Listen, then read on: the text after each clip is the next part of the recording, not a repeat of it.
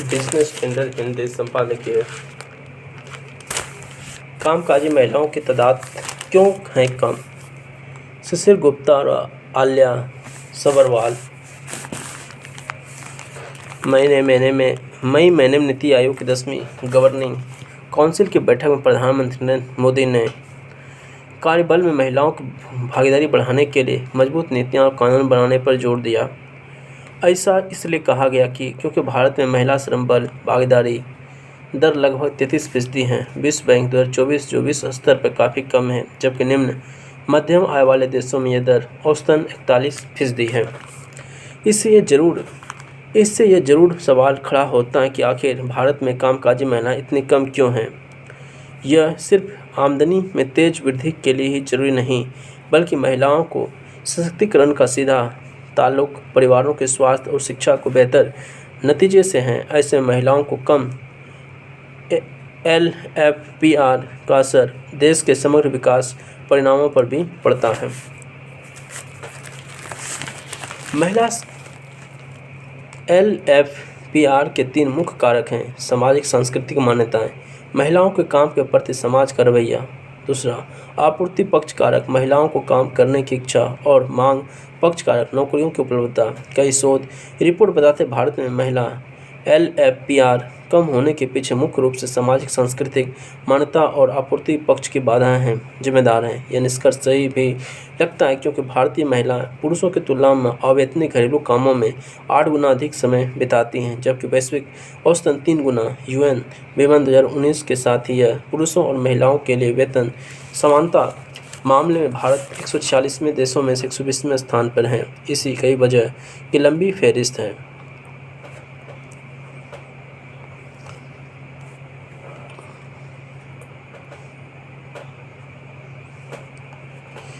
हमारे निरंतर कार्य दर्शाते हैं कि मापदंड आपूर्ति पक्ष कारक महिला LFPR को आकार देने में महत्वपूर्ण भूमिका निभाते हैं, लेकिन हमारे समकक्ष देशों जिनकी महिला LFPR कहीं अधिक है, वे साथ कुल अंतर का लगभग आधा हिस्सा ही समझ पाते हैं। इस प्रकार भारत में श्रम की मांग की कमी बाकी आधे के हिस्से की व्याख्या करती है। महिला LFPR किसी देश में महिला प्रधान रोजगार अर्थव्यवस्था में श्रम का उपयोग और आर्थिक विकास के स्तर पर परिणाम है। चूँकि दोनों देशों आर्थिक विकास का स्तर लगभग समान है, ऐसे में हम महिलाओं को LFPR 2 कारकों के प्रभाव को समझने का ध्यान केंद्रित करते हैं। महिला प्रधान रोजगार वाले देशों के बीच का अंतर मुख्य रूप से सामाजिक नियमों और महिलाओं के काम करने की इच्छा और कारक होते हैं, जबकि रोजगार की तीव्रता में अंतर उत्पादन प्रक्रियाओं में श्रम बनाम पूंजी का उपयोग करने के सापेक्ष लागत और लाभ को दर्शाता है। इसलिए अगर देशों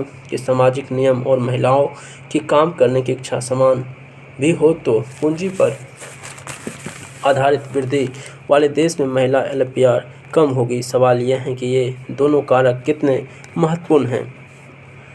बांग्लादेश और फिलीपींस से तुलना करने पर यह बातें और साफ हो जाती है। अगर भारत में बांग्लादेश या फिलीपींस जैसी महिला रोजगार तीव्रता होती, तो हमारी महिला LFPR 33% से बढ़कर क्रमशः 37% और 43% हो जाती।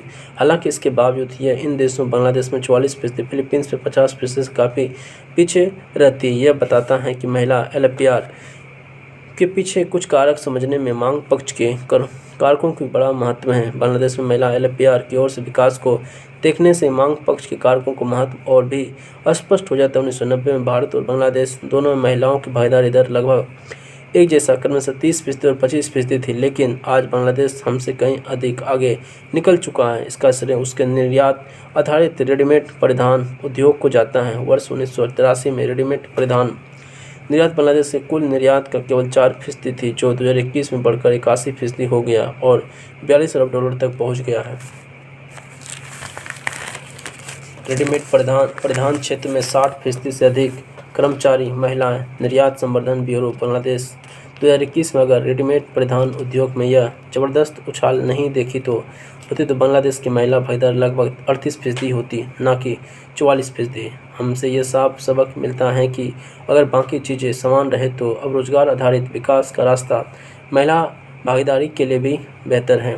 आखिर सवाल यह है कि आखिर भारत में श्रम की मांग कम क्यों है? इसके कई और अलग अलग कारक हो सकते हैं, जैसे शिक्षा और कौशल की खराब गुणवत्ता, मुश्किल श्रम कानून, शिक्षा की गुणवत्ता को वार्षिक शिक्षा रिपोर्ट में पढ़ने और गणित के सवाल हल करने से जुड़े सीख की जांच के नतीजे से आंका जा सकता है। तीसरी कक्षा में केवल 23% छात्र पढ़ने में और 33% गणित में पास हुए। 5वीं कक्षा में 44% पढ़ने की और 30% ने गणित की परीक्षा पास की। भारत में लगभग 15% कंपनी श्रम कानूनों की एक बड़ी यह बेहद गंभीर बाधा बताती हैं, जबकि बांग्लादेश में यह आंकड़ा महज 3.4% है और फिलीपींस में 6.4%। इन मांग पक्ष के बाधाओं को दूर करना बहुत जरूरी होगा ताकि अधिक महिलाओं को कार्यबल में बने रहने और मौका मिल सके, जिससे महिला LFPR बढ़ेगा। यह समझना गुणवत्तापूर्ण है कि शिक्षा की गुणवत्ता और श्रम कानूनों की बाधाओं को दूर कर काम मांग की बढ़ाना काफ़ी हद तक सरकार के हाथ में होगा। एक बार जब यह लागू हो जाएगा तब यह उम्मीद की जा सकती है इससे सकारात्मक चक्र शुरू होगा जो आपूर्ति और सामाजिक नियमों को सकारात्मक प्रभाव डाले, जिससे LFPR की ओर बढ़ जाएगा।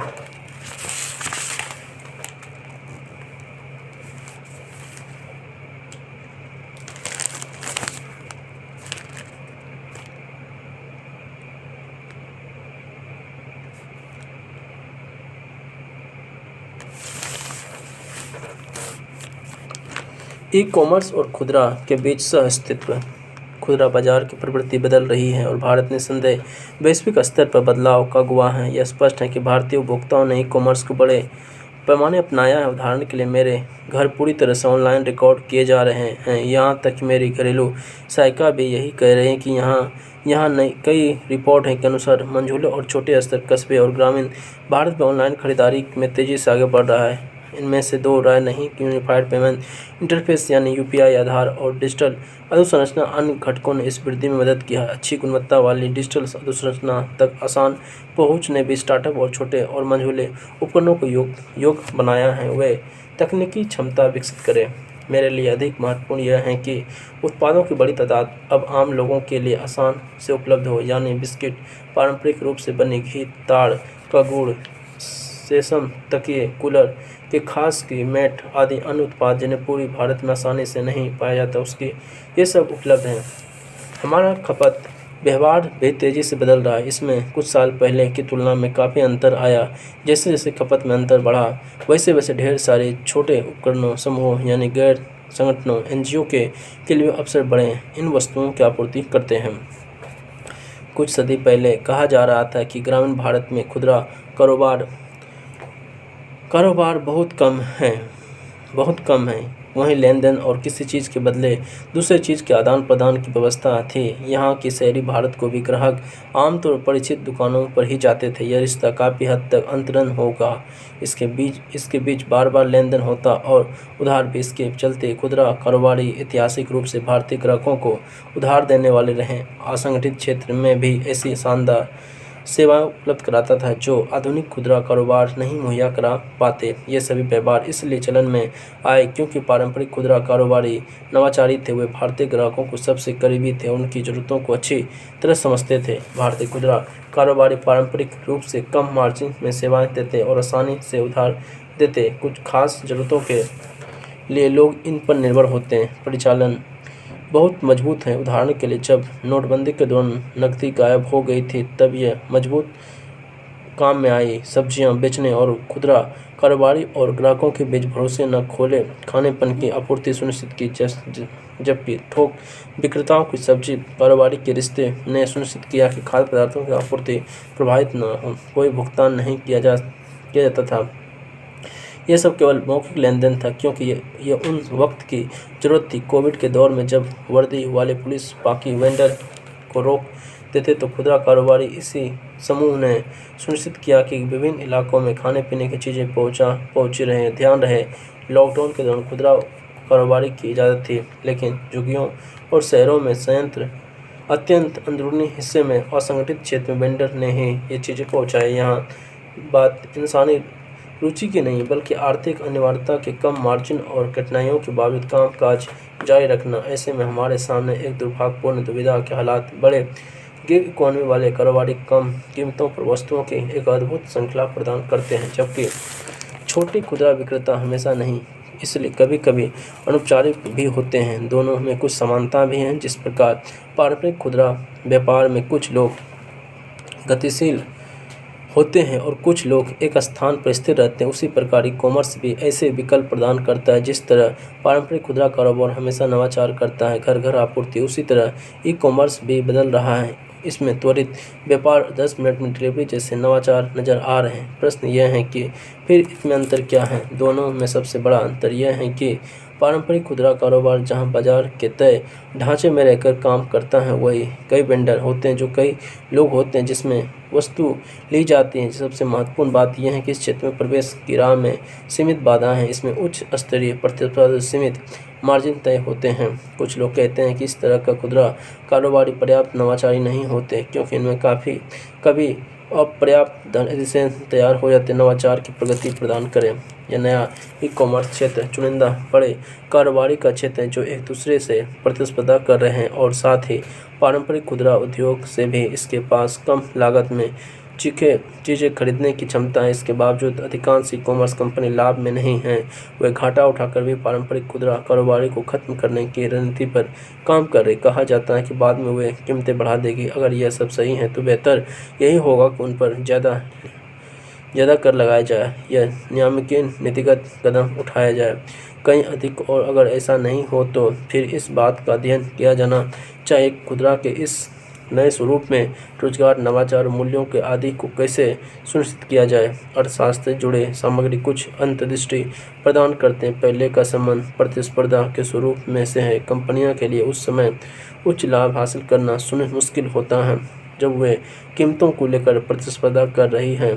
ई कॉमर्स के क्षेत्र में उच्च लाभ सुनिश्चित करने के लिए सेवाओं की विशिष्टता हासिल करना बहुत जरूरी है। दूसरी, लंबी अवधि में भी लाभ होगा जब उस क्षेत्र में प्रवेश मुश्किल है। चूँकि घरेलू और वैश्विक दोनों ही प्रकार के अनेक कंपनियां, इसलिए इस बात को पहले ही ध्यान रखा जाना चाहिए जब तक कि मौजूदा कंपनी आपस में मिलकर विभिन्न ग्राहकों या उत्पाद खंडों को आपस में बांट कर ले। तीसरी, यदि वास्तव में पारंपरिक खुदरा व्यापार को समाप्त करने का है तो भविष्य में छोटे खुदरा विक्रेताओं को प्रवेश को रोकना होगा। छोटे उद्यमियों की गतिशीलता को देखते हुए यदि कैसे तय किया जाए कि प्रथम दृष्टया देखें तो उपरोक्त तीनों प्रश्नों का उत्तर स्वतः स्पष्ट है, लेकिन इस समीकरण में एक और प्रश्न जोड़ना आवश्यक है। नीतियाँ कैसे सुनिश्चित कर सकती हैं पारंपरिक खुदरा व्यापार नवाचार करें और समृद्धि हो?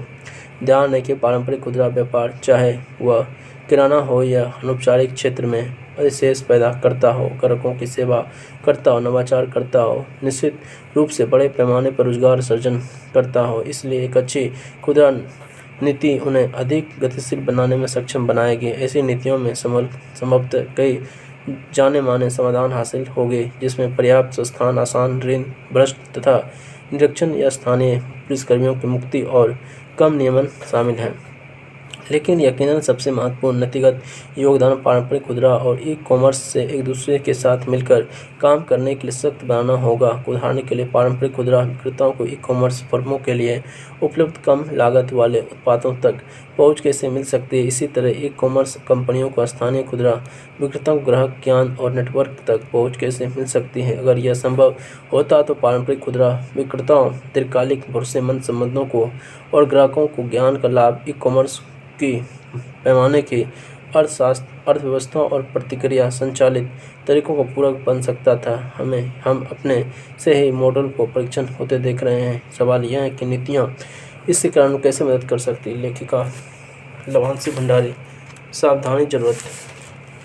भारतीय डिजिटल लेन देन की चुनौतियाँ। भारत की व्यापार करार पर अख्तियार का रुख। गृह मंत्री अमित शाह की गुरुवार को बिहार के सीतामढ़ी जिले में पुराने धाम को नया रूप देने के लिए 900 करोड़ रुपये की परियोजना का आधारशिला रखी। पुनौरा धाम को माता सीता का जन्म स्थान माना जाता है। सीता ने सीतामढ़ी दिल्ली अमृत भारत एक्सप्रेस को हरी झंडी भी दिखाई। दोनों बिहार के मुख्यमंत्री उसको अन्य मौजूद थे।